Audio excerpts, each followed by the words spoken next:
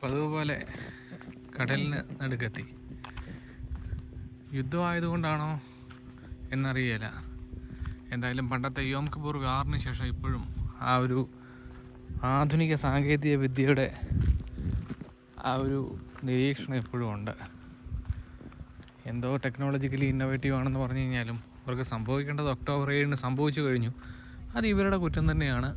അത് ഭൂരിപക്ഷ ഇസ്രായേലികളും പറയുന്ന സംഭവമാണ്. പക്ഷേ നോക്കി ആ ഡ്രോൺ പറന്നു പോകുന്നതുണ്ടോ? നേരെ പോകുന്നത്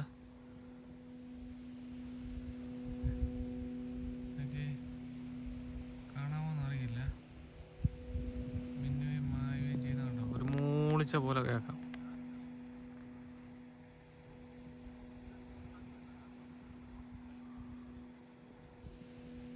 മറ്റേ വേറൊരു ഡ്രോണ് നിരീക്ഷണ പറക്കലും കഴിഞ്ഞതാണ്. അത് അങ്ങോട്ട് പോകുന്നുണ്ട്.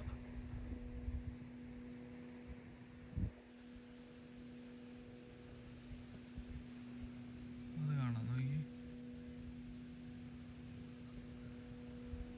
ഇതാണ് ഇപ്പോഴത്തെ അവസ്ഥ.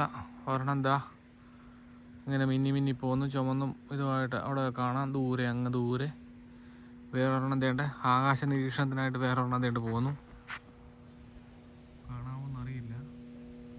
അതെ, അല്ല, അത് സ്റ്റാറാണ്. അതിന് മേളിലുള്ള സാധനമാണ്.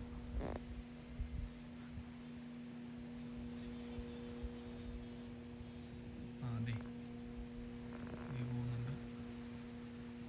ഫോക്കസ് ചെയ്തു. കണ്ടോ, അവനങ്ങനെ അങ്ങ് പോവുകയാണ്. കണ്ടോ, ആ ഡ്രോണാണ്. അവനങ്ങനെ നിരീക്ഷിച്ച് ഇങ്ങനെ പോവുകയാണ്. അത് ഹൈഫയാണ്. ഹൈഫയെന്നപ്പുറത്ത് നേരെ ഹൈഫയും കഴിഞ്ഞ് നെഥാനിയ കഴിഞ്ഞ് ഹൈഫയും കഴിഞ്ഞ് ഇവരുടെ ഒരു ഗ്യാസ് പ്ലാന്റ് ആണ് കാണുന്നത്. ആ വെട്ടം കാണുന്നത്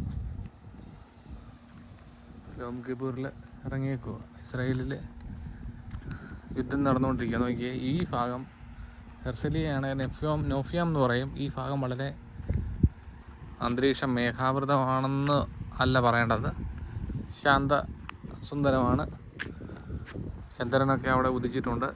നോക്കി, പകുതി ചന്ദ്രനാണെങ്കിലും അവനിങ്ങനെ നിരീക്ഷിക്കാൻ പോവുകയാണ്. നോക്കി, അങ്ങ് ദൂരെ ഒരു വെട്ടം കാണാം. ഇതിവരുടെ ഒരു ഗ്യാസ് പ്ലാന്റ് ആണ്. അത് കണ്ടോ,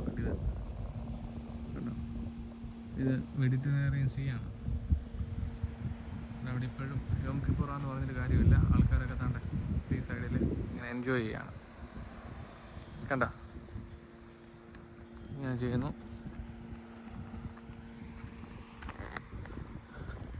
രാത്രി ആയതുകൊണ്ട് ക്ലാരിറ്റി വലുതായിട്ടില്ലെങ്കിലും നല്ലൊരു